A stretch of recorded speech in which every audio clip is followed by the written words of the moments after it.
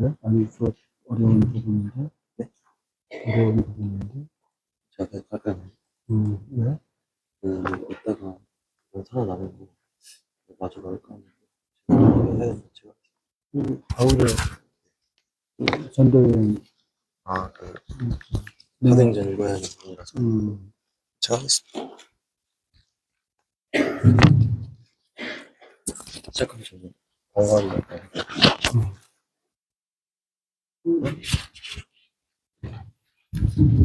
Just one announcement.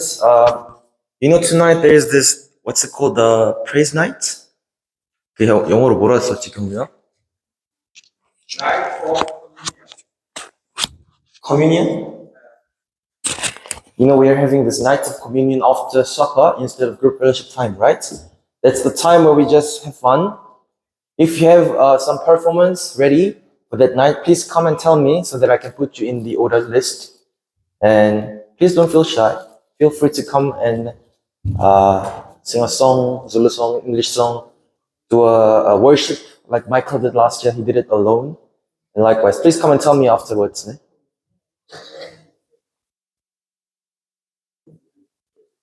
고맙습니다.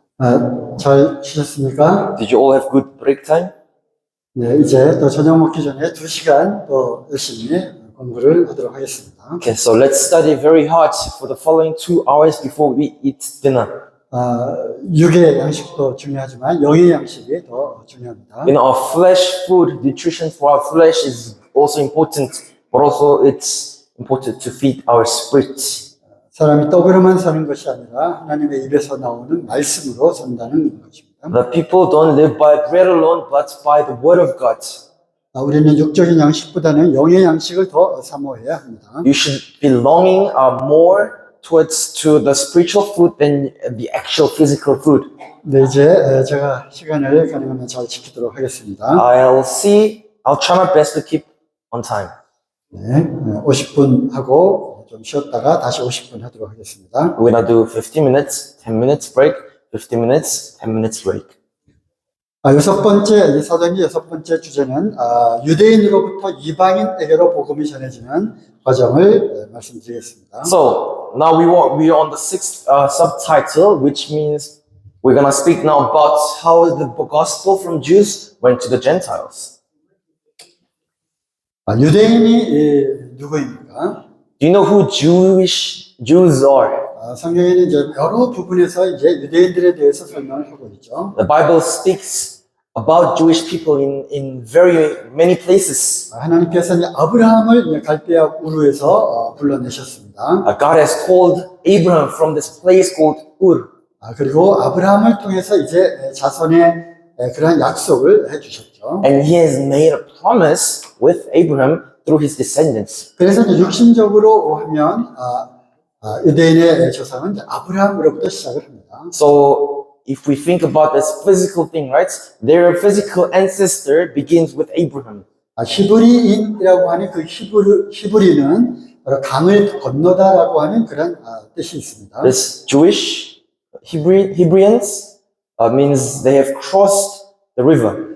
이제 메소포타미아 지역에 있는 그 큰 강을 건너서 가나안으로 온 그것을 이제 말하는 거죠. It's talking about how they have crossed this big river from Mesopotamia to the land of Canaan. 그래서 이제 아브라함의 자손을 우리는 히브리인이라고 하고요. So we call the descendants of Abraham Hebrew.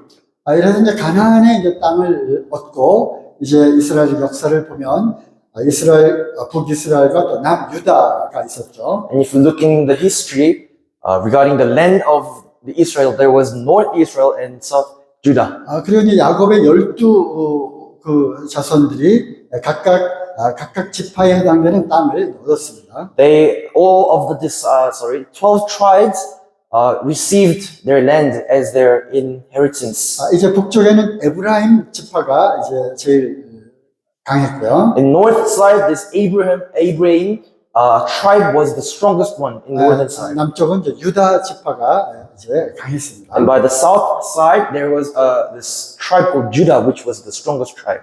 그리고 이제 다윗도 이 유다 지파에 속해 있었죠. David also is from this Judah tribe, 그래서 이제 다윗이 이제 왕이 되었고요. and now he has become a king. 그래서 이제 유다 지파의 이름을 따서 유대인이라고 부르게 된 거죠. And now name them after the tribe Judah. People start to call them Jewish people. 그래서 유대인이 누구냐면 바로 아브라함의 자손들이고요. So when we say, who are these Jews? They are descendants of Abraham. 그리고 이제 아브라함을 통해서 하나님이 약속을 주셨죠. And remember, God had made a covenant through Abraham. 내 몸에서 날 그 씨를 통해서 이제 많은 민족이 이제 의 조상이 될 거다라고요. That was that through his offspring, Abram's offspring, there will be a great nation. 그리고 이제 할례의 약속을 또 주셨습니다. God gave this covenant of circumcision also. 물론 나중에 이것이 아브라함과 맺은 그 약속, 언약의 증거로 이제 할례를 그때부터 시작을 했고요. So they started to circumcise the boys as a sign of the covenant between them and God.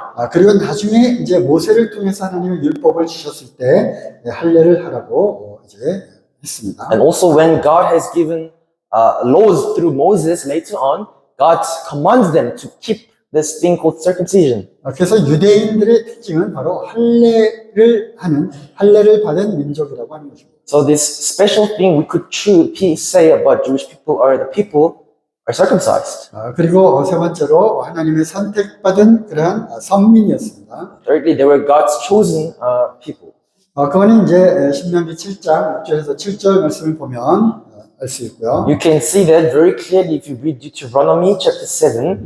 나중에 여러분들이 찾아서 한번 확인해 보시고요. Please find this at your own time and read, please. 여기에서 이제 빨간 글씨만 이렇게 보면은 But if you only look at the red letters here, 너희는 하나님에게 거룩한 백성이라고 이렇게 말씀하셨고요. that says you are a people holy to the Lord. 너희 하나님 주님께서 너희를 선택했다고 되어 있습니다. And that the Lord your God has chosen you. 그리고 그 밑에 보면 너희를 또 선택했다고 하는 단어가 나오죠. And again, at the end, he says, chose you. There's the word chose. 이제 아주 그 막강한 그러한 민족을 아주 강한 민족을 하나님이 택한 것이 아니라 Now, God did not choose this very powerful, almighty nation. 숫자도 적고 약한 그 민족을 하나님께서 이제 택하셨습니다. God has chosen a nation that was weak and was small in numbers. 그래서 이제 유대인들은 선민이라고 하는 아주 특권 의식을 갖고 있었어요. So now they had this kind of privileged thought, thinking they are the chosen people. 그리고 네 번째로 보면 그들은 하나님의 말씀을 맡은 자들입니다. They are entrusted, they are committed to the word of God. 이 세상 어떤 민족 중에서 유대인에게만 유일하게 하나님께서 직접 말씀을 주셨죠. And it's only Jewish people that God has done this to, no other nation or country. 물론 이 십계명을 비롯해서 이제 출애굽한 이스라엘 백성들에게 모세를 통해서 시내산에서 이제 계명들을 쭉 주시게 됩니다. You read how God has given His laws to these Israelites through Moses in the Mount of Sinai. 십계명 위에도 어떤 사람이 이제 어떤 학자가 율법이 과연 몇 개가 되는지를 쭉 세봤는데요. So excluding not just 10 commandments, but this guy actually counted up all the laws that God has given to them. 거기에는 이제 613가지의 율법이 있습니다. There's about 613 laws in total that God gave them. 어떤 건 이제 제사에 관한 법이었고요. Well, some was about sacrifice, making sacrifice. 어떤 건 이제 도덕적인 그러한 법이었고요. Some laws were for morality. 또 하나는 사회적인 사회 규범이었습니다. Some of them were like social laws. 어쨌든 하나님의 말씀을 받은 민족입니다. Anyway, they were committed. They were the word of God. 로마서 3장 1절에서 2절을 보면요. If you read Romans chapter 3, verse 1 and 2, 유대인의 나음이 무엇이냐, 할례의 유익이 무엇이냐, 범사에 많지만 그들이 하나님의 말씀을 맡았다. 이렇게 되어 있습니다. they says, what advantage has the Jew, or what is the value of circumcision? For if Abram was, much in every way to begin with, the Jews were entrusted with the oracles of God. 여기에 나오는 말씀들은 여러분이 나중에 꼭 찾아보시기 바랍니다. Please, all these passages that are written here, write the reference, look up when you have free time. 이사야서 54장 5절에도 이와 같은 표현이 있어요. There's a similar expression in Isaiah 55 verse 5. 이스라엘아, 나는 너희들의 남편이다. As Israelites, I am your husband, bridegroom. 그렇습니다. 이스라엘을 하나님은 아내라고도 부르기도 했습니다. And God calls Israelites his bride also. 그리고 또 이스라엘에 대해서 나의 자식이라고 또 표현을 했죠. Also, God expressed or refers to Israel as his children. 어쨌든 이스라엘은 유대인들은 하나님의 선택을 받은 아주 특별한 민족이었습니다. So likewise, you can see that this nation, Israel or Jews, they were very special because they were chosen nation of God. 아브라함과 이삭과 야곱을 통해서 이제 점점 자손들이 이제 번성했고요. And their nation grew large in numbers through Abraham, Isaac, and Jacob and their offsprings. 그래서 우리가 이제 뭐 특별한 시간으로 생각을 해서요. Now, if we think in special perspective now, 유대인들의 어떤 그 문화와 어떤 습관들을 한번 보도록 하겠습니다. let's look into their habits or their culture. 아주 이제 재미있는 시간이 될 것 I 같은데요. think it's going to be very interesting now. 이스라엘 남자들은 이렇게 이제 빵떡 모자를 이렇게 씁니다. They have this thing, kippah, called kippah, this little cap. 그것은 이제 키파라고 부르는데요. It's called kippah. 이거는 이제 하나님에 대해서 존경심과 경외심을 갖기 위해서 머리를 가린다는 의미를 갖고 시작을 했습니다. This has a meaning that out of awe, out of respect and honor of God, I cover my head. Israel men usually wear this. 그래서 이제 전통적인 정통파 유대인들은 머리에 이 키파를 씁니다. So the original Jewish people always wear this thin kippah on their head. 그래서 이제 많은 그런 키파를 이제 팔고 있습니다. So they obviously sell lots of different kinds of kippah, as you can see here. 제가 이스라엘에 가서 이거 하나를 사왔습니다. When I went to Israel, I actually bought one of them. for me. 저희 이제 아버지께 이거 선물로 드렸어요. I gave that to my father as a present. 아버지가 이제 이거를 딱 쓰고 굉장히 잘 어울렸습니다. I saw my father wearing it. It looked actually very nice on him. 그리고 이스라엘에는 많은 그 유대인 회당들이 있는데요. And there's lots of 시나고. synagogue in Israel. 그래서 이방인들도 이제 그 회당에 들어가기 위해서는 이 키파를 반드시 써야 합니다. Even for Gentiles, for them, if they wanted to go into the synagogues, they must wear a kippah on their head. 물론 그들은 지금도 이제 안식일을 철저히 지키고 있죠. And of course, they still keep the Sabbath day very strictly. 어느 이제 호텔에 들어갔는데요. I went to this hotel. 그날 이제 엘리베이터를 운행을 안 합니다. The elevator didn't work. 왜 그러냐 물어봤더니 So I asked, what's wrong with your lifts? 안식일에는 엘리베이터를 운행하지 않는다고 합니다. They said, on the Sabbath day, we don't use them. 그만큼 그 사람들이 이제 율법에 이제 철저했습니다. That's how strict they were regarding keeping the law. 그래서 모세를 통해서 준 그 율법이 이스라엘 백성들에게는 아예 그들의 삶 그 자체이자 문화이자 관습이 된 거죠. So the law that was given by Moses to them literally became their life, their culture and their habit, the laws. 그래서 유명한 사람들도 이스라엘 방문했을 때 키파를 씁니다. So you see many famous people visiting Israel, they also wear kippah. 지금 아주 유명한 사람이죠. This is a very famous person here. 누군지 다들 아시죠? Do you know who this guy is? 네, 트럼프 대통령입니다. That's right, it's President Trump. 두 번째는 테필린이라고 하는 그러한 말씀 상자를 또 그들이 이마나 팔뚝에 이제 차고 있습니다. And also the second thing, they carry this thing called tefillin. It's like a little box that has the word of God in it. They carry on their forehead or like on elbow. 여기에 이제 하나님의 말씀을 쭉 이렇게 깨알같이 적어가지고 그걸 딱딱 잘 적어서 이 성구함에다가 이걸 놓습니다. You see, it's like a scroll. It's a long piece of paper, and they actually have written the word of God in small and nice and detail. They roll it nicely. They put it in this ark or box, and 그리고 그것을 이제 띠로 해서 이마에다가 그것을 붙이고요. 또 팔뚝에다가 그것을 차고 다닙니다. And they make like a belt and put it on their forehead or on their arms like this guy here. 군인들이 전쟁 중에 있을지라도 이게 뭐죠? 테필린 이거를 차고 있습니다. Even if the soldiers go out in war, actual war, they take this tefillin with them. 여기에 어떤 말씀을 적어서 여기다가 넣을까요? Do you know what kind of passages they write and take or carry with them? 이 네 가지 성경 구절을 여기다 써서 넣는데요. It's all in 4 passages of the Bible. 제가 말하지 않겠습니다. I'm not going to tell you. 궁금하신 분들은 찾아보시기 바랍니다. If you are curious, go look up. 이래서 이들이 이 말씀을 써서 이마나 팔에 이것을 차고 다니는구나. And you will see when you look up, oh, this is why they have written this specific 4 passages from the Bible and carry with them all the time. 먼저 출애굽기와 신명기에 이런 말씀들이 있습니다. It's all written in Exodus and Deuteronomy. 그리고 이제 그렇죠. 아이들도 어렸을 때부터 아주 철저하게 유대식 교육을 시키고요, 성경 교육을 시킵니다.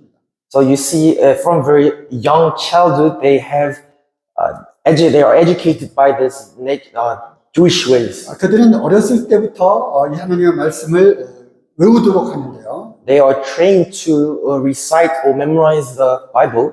토라라고 하는 모세 오경을 이렇게 쭉 외웁니다. They memorize this thing called Torah, the 5 books of Moses. 창세기, 출애굽기, 레위기, 민수기, 신명기 이 5개의 모세 오경을 그들은 전부터까지 다 암송을 합니다. They have to memorize Genesis, Exodus, Leviticus, Numbers, Deuteronomy, like in whole. The whole 5 books, they memorize them. 그들은 어렸을 때부터 철저하게 이런 유대식 교육을 받죠. This is like a very strict Jewish education that they receive from their young childhood. 이 하나님의 말씀은 지식과 지혜의 그 근본이 되기 때문에 And because the Word of God is the foundation of the wisdom and the knowledge, 그래서 유대인들이 아마 굉장히 머리가 좋은 것 같습니다. maybe that's why these Jewish people are so clever. 그리고 이제 세 번째는 탈리트라고 하는 건데요. The third thing is called talif. 그것은 바로 기도할 때 쓰는 어떤 보자기 같은 겁니다. It's like a cloth they wear over them when they are praying. 이제 긴 그런 어떤 수건 같은 거죠. It's like a long towel sheet, whichever one you prefer to. 이것을 이제 탈리트라고 하고요. It's called talif. 그리고 이제 그 탈리트 한쪽에는 이런 길게 그 끈을 이렇게 답니다. And if you look at the end of each talif, you see this very long string hanging. 그것을 이제 찌찌트라고 하는데요. It's called tzitzit.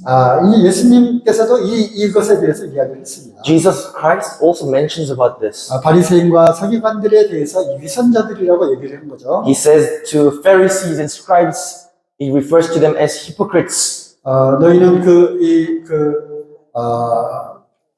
이 성구함 이거를 굉장히 크게 만들어서 달고 다니고, You have this thing on your forehead that carries all the time with you, which is the word of God. 너희는 이 옷을 아주 길게 이렇게 늘어뜨리고 다니는구나. You have this string, tzitzit, very long, 그때 그 예수님이 말씀하신 것이 바로 이 찌찌입니다. and that's saying that cloth that he was talking about is this tzitzit. 그들은 그렇게 했을 때 더 많이, 더 열심히 하나님 말씀을 순종하고 있다고 생각을 하는 거죠. Because the way they thought was like the more they tried, or the more they kept this kind of thing, the more they served God. 이 정통파 유대인들의 이 하나님에 대한 경외심은 아주 특별한 것이었습니다. Like these original Jewish people's loyalty towards God was very, very special. 그래서 이제 예수님을 십자가에 못 박도록 이렇게 한 것이죠. That's why they crucified Jesus Christ on the cross. 그들의 그 하나님께 대한 열심이 바로 그렇게 한 것입니다. That was the passion towards God, that diligency towards God that crucified Jesus Christ on the 우리가 이제 cross. 나중에 또 살펴보겠지만, When I look later on, 우리가 이제 사도행전의 역사를 보게 될 때 가장 그리스도인들을 핍박하고 박해한 사람들이 바로 유대인들이었습니다. the people who persecuted the Lord Jesus Christ the most was Jewish people.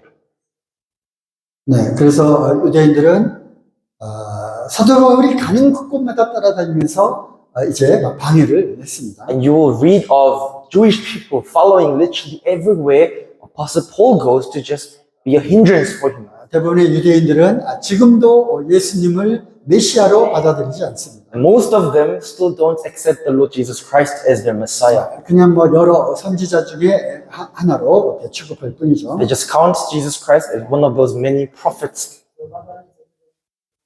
네, 그래서 이와 같이 여러 이러한 유대인 정통 복장을 하고 이 통곡의 벽에서 이제 기도를 합니다. So you see these people dressed like an orthodox Jewish religious way, and they stand and pray at this wall of. 이 벽은 성전, 그들이 자랑스럽게 생각했던 그 성전에 남아있는, 유일하게 남아있는 한쪽 벽입니다. This is now the wall, just a wall only left of their temple that they were so proud of. AD 70년에 이제 로마의 장군, 디도라고 하는, 타이투스라고 하는 장군에 의해서 예루살렘이 함락이 되고 성전이 철저하게 파괴되었습니다. In AD 70, by this general, Roman general called Titus, they invaded this land of Israel and they destroyed temple. 예수님이 이제 말씀하신 그것이 그대로 이루어졌습니다. The way Jesus Christ prophesied, it literally happened the way he said it. 아주 멋지게 지어진 그 성전을 이제 제자들이 예수님께 이렇게 보이면서 막 자랑을 했습니다. You know, the disciples were like, hey, Jesus Christ, look at this amazing looking temple. 예수님이 그 성전을 보고 이 성전을 무너뜨려라. And Jesus Christ says, destroy this temple. 내가 3일 만에 이 성전을 다시 세울 것이다. And I will rebuild it in 3 days. 그들은 그것을 이해를 못했습니다. At that time, they had no idea what this meant. 눈에 보이는 이러한 건물로서 성전이 참 성전이 아니라 It's saying, Jesus was saying that the temple, the building, is not the actual temple. 예수님 자신이 참 성전으로 이 땅에 오신 것이죠. But Jesus Christ himself came as a true a temple, a complete temple into this world. 왜냐하면 예수님의 또 다른 이름이 임마누엘이었기 때문입니다. And remember his other name, he was called as Emmanuel. 임마누엘이라고 하는 뜻은 God with us입니다. The name Emmanuel means God with us. 하나님이 함께 하시는 그분이 바로 성전, 바로 예수 그리스도가 성전인 것입니다. The one that God is with, that being the Lord Jesus Christ is the temple itself. 예수님이 이제 죽으시고 3일 만에 부활하셨죠. Now the Lord has died and he was risen on the 3rd day. 그리고 나중에 성령이 오게 된 후에 And after the Holy Spirit came on people, 그들이 이제 제자들이 그것을 비로소 깨달은 것입니다. now disciples prayed about it. 성전을 어떻게 3일 만에 이것을 다시 세우지? How can he rebuild this temple in 3 days? 이거는 40년에 걸쳐서 이게 지어진 성전인데, The disciples are like curious. They were questioning Jesus. 하지만 예수님이 부활하신 후에 그들이 비로소 알게 된 거죠. And after Jesus Christ was resurrected, then they finally realized what this 바로 meant. 죽었다가 다시 부활하신 예수님 자신이 곧 성전이었다고 하는 것을 알게 된 것입니다. They realized that Jesus Christ was referring to himself, the temple itself being dead and rise up again on the 3rd day. 그들이 마치 우상처럼 생각했던 이 건물 성전에 대해서 예수님이 말씀하셨어요. The way they idolized this temple building and the way Jesus Christ refers to this building was like the following. 이것은 돌 하나도 돌 위에 남기지 않고 다 무너질 것이다라고 말씀하셨어요. There will be no stones left on the stone and it will be destroyed. 예수님의 말씀대로 AD 70년에 로마가 쳐들어와서 이 성전이 완전히 무너졌습니다. And in AD 70, as I said, this Titus general came and destroyed totally this temple and no stones were left on the stone. 이게 막 불에 탔고요. It was burnt. 그랬더니 성전에 있는 그 금으로 만들어진 성전 물건들이 다 이제 녹아내렸습니다. So inside temple there were things made of gold. What happens? It was 그래서 melted. 돌과 돌 사이로 스며들었어요. And it was melted into rocks. 이제 로마 군인들이 그것을 따내기 위해서 이제 막 캐냈습니다. And Roman soldiers, because they wanted the gold, they started digging the wall. 그래서 말씀 그대로 돌 하나도 돌 위에 남기지 않고 완전히 파괴가 되었습니다. So literally, because of that process of digging into the walls or stones, no stones were left on the stones because they all digged it out. 그래서 이제 그렇습니다. 한쪽 벽만 남고 다 무너져 버린 거죠. So except this side of the wall, everything else was destroyed. 그때 이후로 이스라엘 유대인들은 이제 세계 각 곳곳에 다 흩어지는 나라 없는 그런 민족이 되었어요. And after AD 70, Israelites, they were forced to scatter all around the world and they lost their land. 물론 기적과도 같이 하나님의 때가 되어서 이제 1948년 그들이 독립을 하게 됩니다. But miraculously, they have earned their land back by the grace of God in 1948. 무화과 나무로 비유되는 이스라엘이 이제 잎을 내고 싹을 내기 시작을 한 거죠. So Israel, that was compared as a fig tree, now they started to sprout. They start to make some leaves. 그들이 이제 다시 옛날 그 가나안 땅, 지금 이스라엘 땅으로 다시 모였습니다. So people now, back in 1948, started to gather back in the land of Canaan, where Israel is at right now. 지금은 아주 그 군사력이 막강한 나라가 되었죠. But now they have a very strong military power. 하지만 여전히 그들은 지금도 이제 이 벽 앞에서 항상 기도를 합니다. But even nowadays, they still stand in front of this wall, wailing wall, and pray and again. 그들이 왜 기도를 합니까? Do you know why they pray so diligently? 무엇을 위해서 기도합니까? Do you know for what they pray? 성전을 짓게 해달라고 기도하는 것입니다. They're praying to God to rebuild.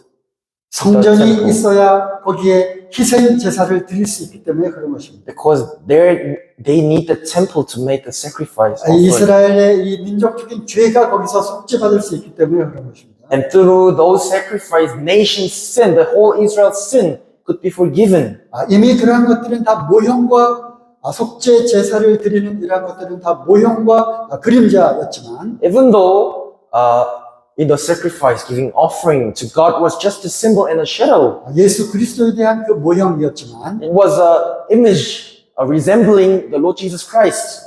그들은 실제로 오신 예수 그리스도 어린 양으로 오신 예수 그리스도를 믿지 않고 여전히 이 성전에서 다시 그 제사를 드리기를 간절히 원하는 것입니다. And they're so desperate, not believing in the Lord Jesus Christ who has completed it, but they're so desperate to rebuild the temple and do the old-fashioned way again. 이렇게 해서 다시 지어질 성전을 그들은 제3성전이라고 말합니다. So they refer to this rebuilt temple as the third temple. 이 제3성전이 지어지게 되면 이제 적그리스도가 등장을 하게 되고 이제 여러 가지 마지막 계시록에 여러 사건들이 이제 일어나게 될 것입니다. And the Bible actually has recorded this. If the third temple is now done building, Antichrist will actually now come up. And all these things written in the book of Revelation will start to happen. 이 성막과 성전 또 이스라엘의 역사를 또 배우면 참 재미있는데요. Also, if you learn deeply into the tabernacle, the temple, and the history of Israel, it's really interesting actually. 이거 뭐 다음에 또 해야 되겠네요. I guess I'll have to come back and do this again. 제가 건강할 수 있도록 기도해 주시면 감사하겠습니다. Please pray. I would appreciate it a lot if you would pray for my health. 어쨌든 참 철저한 유대교를 믿는 철저한 유대인들은 이와 같이 그 삶 자체가 바로 종교인 것이죠. So the Jewish people that believe in Judaism firmly, their culture their life itself is their faith. 전쟁 중에도 그들은 철저하게 그 안식일을 또 지키는 사람들이 있습니다. There are people that even during war, they have to keep Sabbath day. 그리고 이제 정통파 유대인들은 이제 양털로 짠 검은 외투를 입고요. These Orthodox Jews, they dress themselves with this black, 그리고 이제 중절 모자를 이렇게 씁니다. this black coat and this hats. 아무리 더운 여름에도 양털 이 검정 외투를 입고 다닙니다. It's made of wool, sheep wool, and no matter how hot it is, if it's summer or not, they still wear this hot, thick wool coats. 율법에 양털과 배실로 같이 섞어서 짜지 말라는 말씀이 있기 때문에 Because the law says do not mix and make clothes with wool and other fiber. 그래서 그들은 이제 양털로 짠 옷을 입고 다니고요. So they just wear the coats that made of wool. 그래서 이제 통곡의 벽이라고 하는 성전에 남아있는 그 한쪽 벽에서 그들이 이제 기도를 합니다. So this is the remain of the temple, which is called the Wailing Wall. They just go there and pray desperately to God. 또 이제 빠요치라고 하는 옆에 이제 긴 머리를 또 땁니다. And they also, as you can see, they like braid this hair, and it's called payot. 그들이 이제 뭐 괜히 그렇게 하는 것이 아니라 They're not doing it for no reason. 머리를 그 대머리처럼 이렇게 깎지 말라고 했고요. Because the Bible says you should not cut your hair like boldly. 옆에 이제 구렛나루 요거를 깎지 말라고 했기 때문에 And they said, the Bible says to not cut off the edge. The side hair. Yeah. 이게 뭐라 그러죠? mustache는 아니고. 앞에고. 어쨌든 구렛나루 요거를 이렇게 쭉 기릅니다. So they don't cut this whisker. It's called whisker. They don't cut that. They actually let it grow long. 이것이 이제 유대인들의 습관입니다. That's the culture of Jewish people. 다음에 메주자라고 하는 것이 있는데요. Now there's this thing called mezuzah. 이것도 이제 신명기 6장 4절에서 9절 말씀에 근거한 것입니다. Now this is now based on Deuteronomy chapter 6 verse 4 to 9. 집에 이제 들어오거나 나갈 때 이 문에다가 늘 말씀을 거기다가 놓으라고 되어 있습니다. It says whether you go out or come in, you have to put the word of God on your doorpost. 그래서 말씀을 적어 놓은 이렇게 작은 그런 어떤 함을 문에다가 이제 부착을 합니다. So they have this thing, they stick this thing on the door or doorpost that has it's like a little ark which contains the word of God. 이게 전통적인 유대인들의 이 습관이 참 재미있죠. Isn't this very interesting? Their original Orthodox heritage that they keep nowadays, even nowadays. 하나님의 율법이 그들의 종교가 되고요. The law of God, God's law literally became their religion. 그리고 그들의 정보가 그들의 삶이 되고 문화가 되고 관습이 되어 있습니다. And it became their culture, their heritage, their habits, their lifestyle. 물론 유대인들도 각각 그 정파가 이렇게 다르기 때문에 Of course, they do have different, denomination within them. 뭐 유대인들이 다 이렇게 하고 있는 것은 아니죠. So not all the Jews are behaving in such ways. 그들은 이와 같이 하나님의 율법을 철저히 지킨다고 노력하는 그런 사람들입니다. So if I want to conclude this, Jewish people are the people who are very diligent, are very hardworking in the problem of keeping the law. 그렇다면 이제 십계명을 비롯해서 율법이 과연 무엇입니까? So then we should think now, okay, what is the law, including the Ten Commandments? 많은 곳에서 이런 것들을 찾을 수 있지만 You can actually look at find this answer in many different places. 우리는 이제 신약 시대를 살고 있는 우리는 이제 사도들을 통해서 그 이유가 분명히 이제 드러났습니다. And to us, especially us who are living in the New Testament time, this has been revealed very clearly by the apostles of God. 네, 로마서 3장 19절에서 20절을 한번 보겠습니다. Let's look at Romans chapter 3 verse 19 to 20. It says, Romans chapter 3 verse 19 to 20, it says, now we know that whatever the law says, it speaks to those who are under the law, so that every mouth may be stopped and the whole world may be held accountable to God.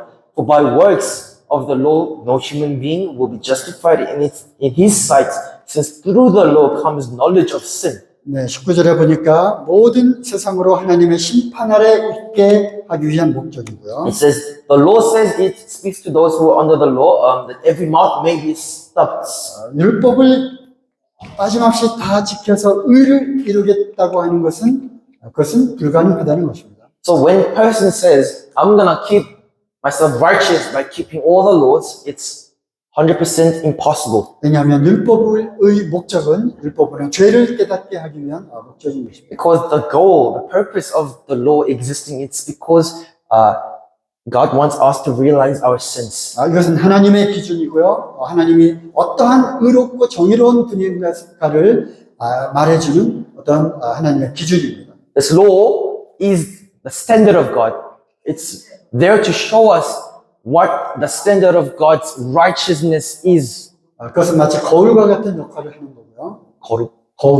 It's like a mirror. 거울을 우리가 들여다볼 때 더러운 것이 묻었다는 것을 우리는 알 수 있습니다. When you look in the mirror and you see your face, you will see some dirty things if you have some dirty things 만약 like mud. 자기 얼굴을 비치는 것이 없다면 얼굴에 뭐가 묻었어도 알 수가 없는 거죠. And if there was no mirror or anything that could reflect our faces, we would never know if we have some spots or stains on our face or not.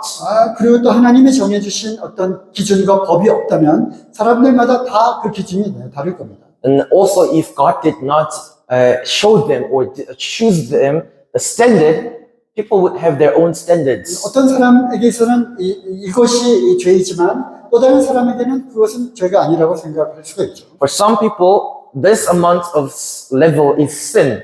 But for someone else, they don't count this as sin. 어떤 사람의 기준은 높지만 어떤 사람의 기준은 또 낮은 것입니다. Like some people's standard is high, but some is low. 그래서 사람들마다 다 다르죠. It's different. People like 그래서 율법을 주신 목적은 많은 곳에서 이러한 그 이유를 찾을 수 있지만 로마 3장 말씀 하나만 보겠습니다. I mean, there are lots of different passages we could go through to look at the reason why God has given us law, but we're just going to read this one only here. 율법은 죄를 깨닫는 것입니다. Through the law comes the knowledge of sin. 죄를 깨닫게 하기 위한 목적으로 준 것이죠. For that exact purpose, God gave law to us. 그렇지만 유대인들은 이 숨겨진 이 목적을 알지 못했습니다. And however, these Jewish people did not know the meaning behind the law. 그들은 지키면 언젠가는 하나님의 의에 도달할 수 있다고 생각을 한 거죠. They thought, oh, if I actually keep these law one by one, more day by day, one day they will be able to reach the righteousness of God. 그래서 율법을 주신 목적은요. So the function or the reason of the goal of the 하나님의 law, 의와 하나님의 거룩을 드러낸 것입니다. it revealed the righteousness and holiness of God. 하나님의 그 기준이 이만큼 높다는 것을 알게 하기 위한 거죠. It was to reveal to us that the standard of God is exceedingly high. 어떤 것은 사람들이 도저히 지킬 수 없는 그러한 법도 있습니다. And there are laws that people could not just keep at all. 그래서 모든 사람들을 결국 죄 가운데로 이렇게 죄인임을 알도록 하기 위한 목적이 있는 것입니다. In other words, the law is there to tell people because it's not keepable, there to tell us, hey, you see, you can't keep this, you are a sinner. 죄를 더욱 죄되게 한다고 되어 있습니다. It makes sin even more sinful. 그래서 이제 결국 우리가 죄인인 것을 깨닫게 되고, So eventually, by law, looking at laws, we realize we're sinners. 이제 우리가 어찌할 거라고 하는 그런 탄식 가운데에서 And you have this kind of sigh, what shall I do now? 이 율법의 저주로부터 누가 나를 구해줄 수 있을까를 이제 찾게 되는 거죠. You're trying to seek who can save you from this curse of the law. 그때 이제 하나님의 은혜가 임하게 되어서 이 율법의 저주로부터 우리를 구원해 내게 됩니다. And that's the moment when the grace of God kicks in and saves us from this curse of the law. 그래서 은혜의 주님을 통해서만 구원받을 수 있다는 것을 알게 하는 거죠. So now you know, through that grace, you can only be saved by the grace of Jesus Christ. 율법에 대해서 이제 많은 의심과 또 문제가 있었던 갈라디아 교회에 주신 편지를 보면 많은 것들을 알 수 있습니다. If you read in the book of Galatians, which was letter written for the people, the church in Galatia, they had some problem with laws, and you will find out many things. 그래서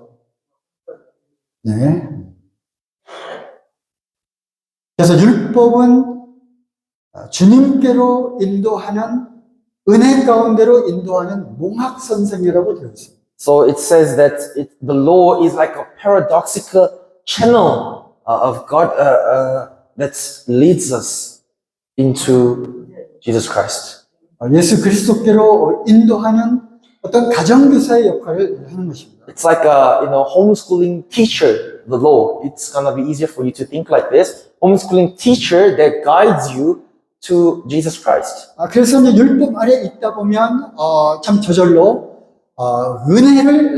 은혜의 주님을 찾게 되는 거죠. So if you're under the law, automatically you are seeking, one day you'll be seeking the grace of God.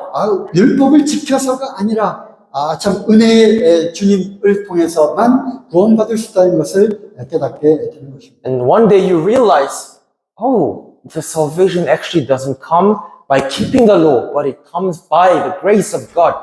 그래서 역설적으로 표현을 하면요. So if I put it in a paradoxical way, 하나님의 축복의 그런 통로이기도 한 것입니다. it's a channel of God to give us blessing. 어느 누구도 율법을 통해서 율법을 지킴으로써 구원을 받을 수 있는 사람이 아무도 없습니다. There is no one in this world who could be saved by keeping the law. 모든 율법을 단 한 가지도 빠짐없이 다 지킬 수 있는 사람은 없다는 거죠. There is no one who can keep all these laws without breaking any of them. 야고보서에 분명히 이것을 말씀하고 있습니다. It's really like it's written so clearly in James. 네, 앞부분만 좀 읽어보면요. If I read the front parts only, 아니, 다 읽자. actually I'm going to read them all. It says, James chapter 2, verse 10 and 11. For whoever keeps the whole law but fails in one point has become guilty of all of it. For he who said, do not commit adultery, also said, do not murder. If you do not commit adultery but do murder, you have become a transgressor of the law. 100가지 법이 있다고 했을 때 Let's say just for an example, there are 100 laws. 99가지를 다 철저하게 지켰다 할지라도 And let's say you have kept 99 of them very nicely, perfectly. 한 가지라도 지키지 못하면 But if you fail to keep one of them, 하나님의 말씀은 뭐라고 하십니까? what does the word of God say about that? 하나를 범하면 모든 것을 다 범한 것이라고 말씀하십니다. It says, if you commit one, you have committed all. 나는 살인하지 않았어. 아무리 살인하지 않았다 할지라도 You say, I have never killed a person, never murdered someone. 간음을 했다면 But if you have committed adultery, 그것은 살인한 자와 동등하게 취급이 되는 것입니다. then you are literally equally wrong or equally bad as a murderer. 결국 율법을 범한 자가 되는 것이죠. So, in other words, you have committed against the law. 또 갈라디아서 3장 10절에는 아주 놀라운 말씀을 합니다. And in Galatians chapter 3, verse 10, there's like wonderful text here. 율법의 그 행위 가운데 있고자 하는 자는 Now, for all who rely on works of the law 저주 아래 있는 자라고 말씀하십니다. are actually under a curse. 율법은 바로 지키지 못하면 저주가 있다라고 하는 것으로 항상 시작을 합니다. Because the law always starts off by saying, cursed be everyone who does not abide by all things written. 그래서 이제 모세를 통해서 하나님이 주신 그 율법의 말씀을 이렇게 보면요. So if you look into the laws that was given to Israelites through Moses, if you read of them, 율법이 이렇게 시작을 하죠. they always start like this. 저주가 있을지어다 이것을 지키지 못하면 Cursed be the one who does not abide by all. 저주가 있을지어다 이걸 행하는 자는 Cursed be the ones who acts like this. 저주가 있을지어다로 이 단어가 시작되는 겁니다. It always starts with this phrase, cursed be everyone. 하지만 예수님이 오셔서는 어떤 말씀으로 시작을 합니까? But after now Jesus Christ came into the world, blessed, 복이 있을지어다 이런 자는 이렇게 시작을 하죠. now it starts as blessed is the ones who, blah, blah, blah, blah, blah. 복이 있을지어다 이런 자는 Blessed is the one who does da da da da da. 예수님이 산상수훈에서 그렇게 표현하셨습니다. That is how it was expressed in Jesus. 네, 의도적으로 그렇게 표현하십니다. It was very intentional. 어쨌든 율법 아래 있는 자들은 저주 아래 있는 자라고 했고요. So what I'm trying to say is those who are under the law are cursed. 예수님께서 이 율법의 저주에서 우리를 속량했다고 갈라디아서에 기록되어 있습니다. And in Galatians it is written that Jesus Christ has redeemed us from this curse of the law. 네, 그리고 지금 읽은 3장 10절에 보면요. And if you read here in verse 10 here, 이 말씀에 기록된 모든 것을 항상 하지 않는 자는 저주가 있을 거라고. it says that everyone who cannot keep or abide to any kinds of law, they will be cursed. 여러분 그 613가지의 그 율법을 여러분들 하나도 빠짐없이 철저하게 지킬 수 있습니까? Can you possibly keep all 613 laws without breaking them? 그럴 수 없습니다. By no means. 어느 누구도 율법을 철저히 지킬 사람은 없는 거죠. There is no one in this world who can 율법으로는 strictly 죄를 깨닫는 것입니다. abide onto The law. The law 그리고 또 하나 중요한 것은요. The law helps us to come to the knowledge of sin, and more importantly, 여러분 유대인입니까? are you Jewish people? Are you Jews?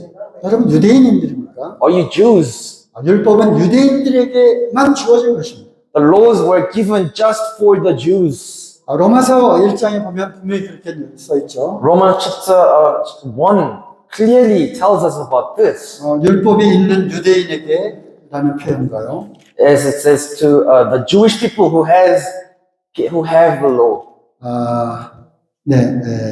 로마서 2장 14절. Romans chapter 2 verse 14. It says,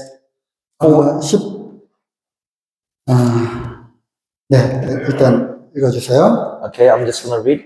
For when Gentiles who do not have the law by nature do what the law requires, they are a law to themselves, even though they do not have the law. 네. 우리는 율법을 받은 유대인들이 아닙니다. We are not Jewish people who have been received the laws. 우리는 이방인들이죠. We are Gentiles, right? 하지만 우리는 율법이 아니라 양심의 법을 갖고 있습니다. But we don't have the laws, but we have the law of conscience. 그게 이제 15절에 그 말씀이 있는 거죠. It's written in verse 15. 율법이 없는 이방인. 14절에 읽은 14절 보니까 이방인은 율법이 없는 그런 자들입니다. And verse 14 refers to Gentiles as who do not have the law. 네, 계속 진행하죠. Let's carry on. 우리가 지금 사도행전을 이제 배우고 있습니다. We're still learning from the book of Acts. 사도행전 15장 5절에서 11절 말씀을 보면요. If you read Acts chapter 15, verse 5 to 11, 이것도 이제 긴 이야기가 있는데요. it's a very, very long story again. 이제 사도 바울이 이제 이방인들에게 복음을 쭉 이제 전하고 왔습니다. Now, Apostle Paul had a mission trip towards regarding Gentiles. Now he's back. 하지만 어떤 사람들이 와가지고 이방인들도 이렇게 구원을 받았어도 율법을 지키고 할례를 받아야 된다고 막 주장을 했습니다. These people, there were some people came up to Paul and they demanded that all these Gentiles that are saved, they need to keep the laws. They need to be circumcised as they are, as Jewish people are. 그래서 바울과 바나바가 예루살렘으로 갑니다. So now Paul and Barnabas go to Jerusalem together. 거기는 예수님의 사도들도 있었고요. There were apostles of Jesus Christ. 또 교회의 장로들도 있었습니다. There were elders of the churches. 그들이 모여서 이제 이런 얘기를 하는 거죠. They gathered together and they spoke of these things. 사도행전 15장 한번 보겠습니다. Let's turn your Bibles to Acts chapter 15. 이런 상황에서 이제 막 여러 사람들이 나와서 이렇게 해야 된다, 저렇게 해야 된다 이야기를 합니다. It's like you can imagine this situation where people are gathered together. Suddenly one person stands up and say, we should do this. And other person stands up and say, no, we should actually do this. 거기에 이제 두 사람이 일어나서 이제 이것을 정리를 해주죠. So two people actually stands up here and summarizes what's going on here. 한 사람은 베드로입니다. One is Peter. 베드로는 이미 경험을 했습니다. Because Peter has already experienced something like this. 우리가 첫날 이런 얘기를 했죠. I mentioned this to you on the first day. 고넬료라고 하는 로마 백부장에게로 간 것을 우리가 얘기를 했습니다. We mentioned about how Paul actually went to Cornelius the Gentile. 유대인들에게만 임할 줄 알았던 성령이 바로 이방인에게도 성령이 임한 증거가 나타난 거죠. Because they thought that Holy Spirit only falls upon Jewish people, but Peter himself witnessed that Gentiles can receive the exact same spirit as Jewish people do. 그것을 이야기를 하면서 베드로가 이렇게 얘기를 합니다. So now Peter rises up and mentioning this Cornelius incident and says like the following. 누구든지 유대인이든 이방인이든 예수 그리스도의 이름으로 죄사함을 얻고 구원을 얻는 것이다. No matter if it's Gentiles or Jews, we get saved by believing in the name of our Lord Jesus Christ. 율법을 지켜서 할례를 한다고 해서 구원을 받는 것이 아니다. We're not saved because we keep the laws and we circumcise ourselves. 10절, 11절에 이제 결론이 나와 있습니다. And here comes the defense, the thing in verse 10 and 11, he's saying. It says, now therefore, why are you putting God to the test by placing a yoke on the neck of the disciples that neither our fathers nor we have been able to bear. But we believe that we will be saved through the grace of the Lord Jesus, just as they will. 베드로가 그 율법에 대해서 뭐라고 표현을 합니까? Do you see how Peter explains or expressed the law here? 우리의 그 조상들과 우리까지도 능히 매지 못하는 멍에를 왜 이방인들에게 이렇게 멍에를 매이려고 하느냐? He's telling other Jews that why are you placing a yoke on the Gentiles, the neck of the Gentiles that even us, our fathers and our ancestors couldn't keep? 유대인들이나 이방인들이나 모두가 이제 동일하게 율법하에 있는 것이 아니기 때문에 예수 그리스도의 은혜로 구원을 받는 것이다.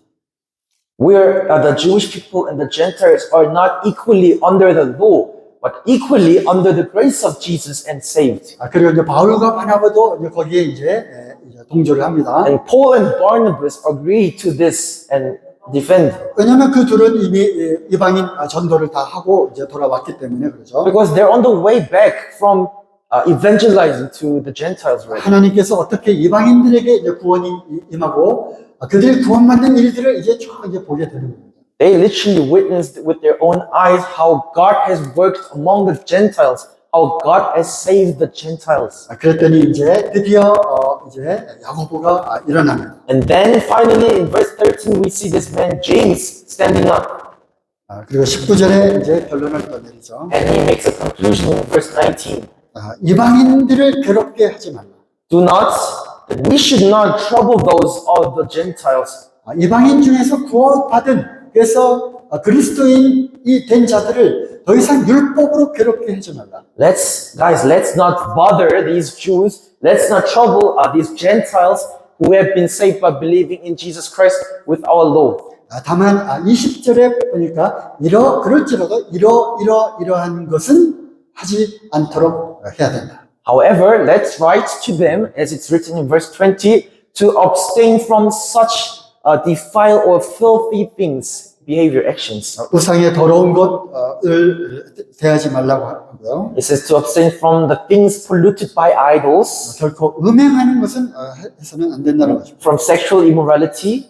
이방 신을 섬기는 그러한 종교들은 굉장히 그 음란한 행동들을 많이 했어요. Because at that time, Gentiles' religion, how they believed and their doctrine was very sexual. 우상을 섬기는 그러한 신전에서 아주 그 성적 타락이 아주 심했습니다. This sexual immorality was so bad in the temple of their idol's temple. 그리고 이제 우상의 제물에게 드린 그 음식을 먹었고요. They ate what they gave, what they offered to their idols. 그리고 목매달아서 죽인 동물과 피를 먹지 말라는 것입니다. And it says abstain from what has been strangled and from blood. 피는 육체 생명이라고 했기 때문에 The blood is the life of the flesh, 피를 먹으면 안 됩니다. so we shouldn't eat blood. 동물을 그래서 피를 다 쭉 뺀 다음에 나머지를 이제 우리가 먹는 거죠. So we actually drain the blood out of the animal and then we eat the rest. 목을 매달아서 딱 죽인 동물은요. And the animals that were strangled and were killed by strangling.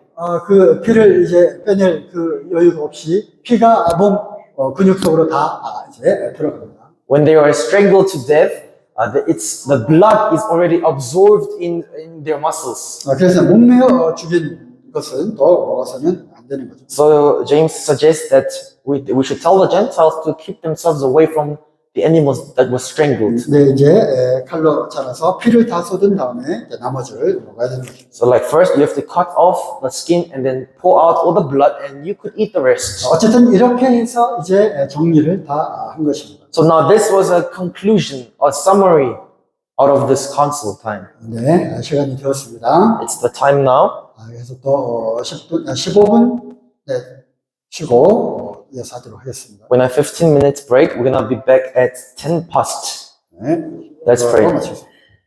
Our gracious Heavenly Father, we thank you for this time. Father, we're learning about how we are under the grace, not by law. Father, how we're so thankful that we're able to know your grace and believe in your grace because you're the one who revealed to us. We just learned how these Jewish people are so diligent in keeping your laws that was already accomplished by our Lord Jesus Christ. We thank you, Jesus Christ, for being our sacrifice. And by your grace only we have been saved, not by our own works. We thank you for this session again. We pray for the next session that we're about to listen. Help us to concentrate. Help us to learn and apply what we're going to learn into our daily lives. We ask all of these in the precious name of our Lord Jesus Christ. Amen. 아멘.